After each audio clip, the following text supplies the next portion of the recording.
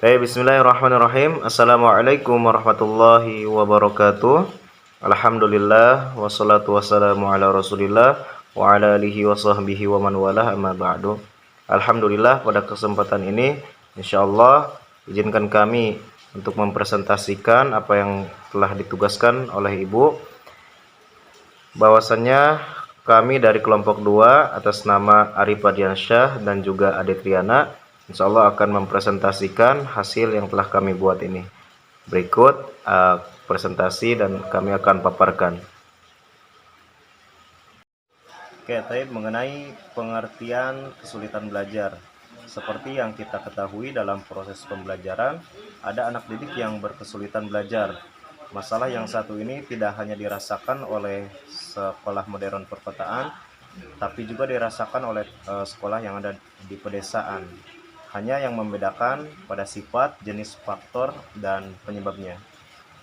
Setiap siswa pada prinsipnya tentu berhak memperoleh peluang untuk mencapai kinerja akademik yang memuaskan. Namun dari kenyataan tampak jelas bahwa setiap siswa memiliki perbedaan dalam hal kemampuan intelektual, kemampuan fisik, latar belakang, kebiasaan, dan pendekatan belajar yang terkadang sangat mencolok antara seorang siswa dengan siswa lainnya. Bermacam-macam kesulitan belajar sebagaimana disebutkan tadi selalu ditemukan di sekolah, apalagi suatu sekolah dengan sarana prasarana yang kurang lengkap dan dengan tenaga guru apa adanya. Skala rasio antara kemampuan daya tampung sekolah, jumlah tenaga guru yang tidak seimbang, dan jumlah anak didik melebihi daya tampung sekolah. Berdasarkan uraian tadi, dapat kita simpulkan bahwa kesulitan belajar adalah suatu kondisi di mana anak didik tidak dapat belajar secara wajar, disebabkan adanya ancaman, hambatan, ataupun gangguan dalam belajar. Adapun faktor kesulitan belajar. Kesulitan belajar seorang siswa biasanya tampak jelas dari menurunnya prestasi belajarnya. Namun, kesulitan belajar juga dapat dilihat dari cara mereka menyelesaikan tugas di dalam kelas maupun di luar kelas. Adapun faktor-faktor penyebab timbulnya kesulitan belajar terdiri atas dua macam, yaitu yang pertama faktor internal siswa, yakni hal-hal atau keadaan-keadaan yang muncul dari dalam diri siswa sendiri. Faktor internal biasanya meliputi kekurangan-kekurangan maupun fisik siswa, yaitu yang pertama yang bersifat kognitif atau ranah cipta, antara lain seperti rendahnya kapasitas intelektual siswa yang meliputi hafalan, ingatan, dan pemahaman. Yang kedua yaitu yang bersifat afektif atau ranah rasa, antara lain seperti minat, labilnya sikap dan emosi, proses penerimaan, menanggapi, dan menghargai. Yang ketiga, bersifat psikomotor atau ranah rasa atau ranah karsa, antara lain seperti terganggunya alat-alat indera, penglihatan dan pendengaran, atau kita sebut mata dan telinga. Lalu selain daripada faktor internal, ada yang namanya faktor eksternal, yang mana faktor eksternal ini yakni hal-hal atau keadaan-keadaan yang datang dari luar siswa, meliputi kondisi lingkungan sekitar yang tidak mendukung aktivitas belajar anak didik. Yang pertama, lingkungan keluarga, contohnya perhatian terhadap anak, ketidakharmonisan hubungan antara ayah dengan ibu, dan rendahnya kehidupan ekonomi keluarga. Yang kedua, lingkungan masyarakat, contohnya wilayah perkampungan atau perkotaan, teman sepermainan, dan cara bersosial. Yang ketiga, lingkungan sekolah, contohnya cara mengajar guru, kondisi dan letak gedung sekolah yang buruk seperti dekat pasar, kondisi guru, serta media belajar yang kurang mendukung.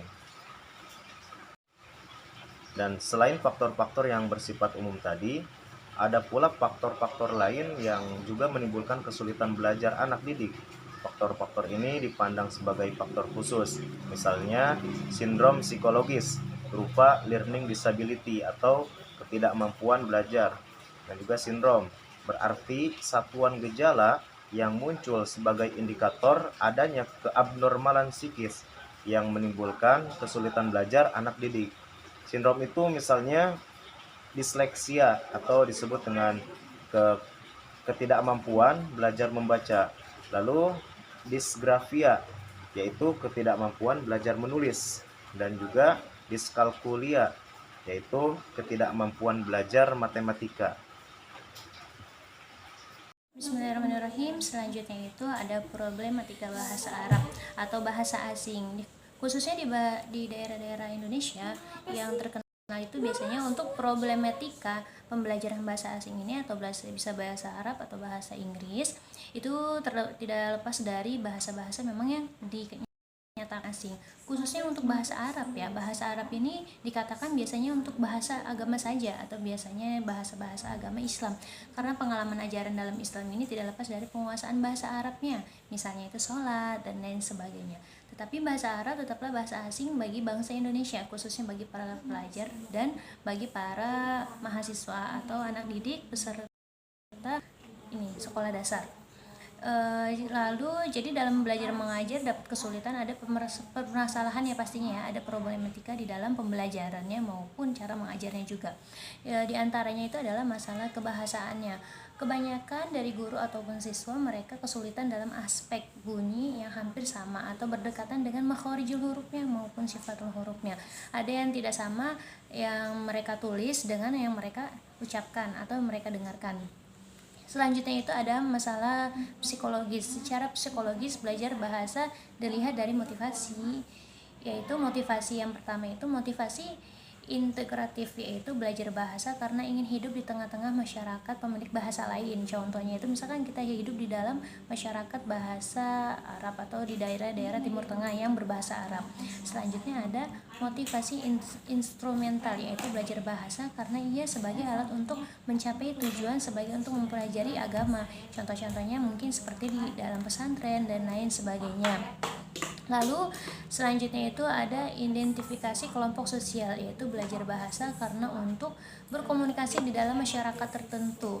Itu. Selanjutnya makanya untuk metode yang mereka gunakan itu adalah metode mengajar di mana mereka mendapat pelajaran dari gurunya yang dahulu, dan pada umumnya untuk menggunakan gramatika dan terjemahan atau thoriqah.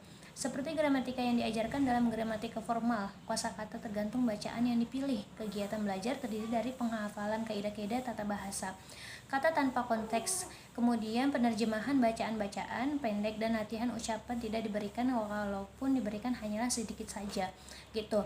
Keberhasilan pengajaran bahasa Arab atau pengucapan dalam bahasa Arab untuk mempelajari belajar bahasa asing seperti bahasa Arab ini adalah dengan latihan dan pengulangan. Sedangkan kegagalannya adalah tidak banyaknya latihan, tetapi hanya diberikan kaidah-kaidah atau.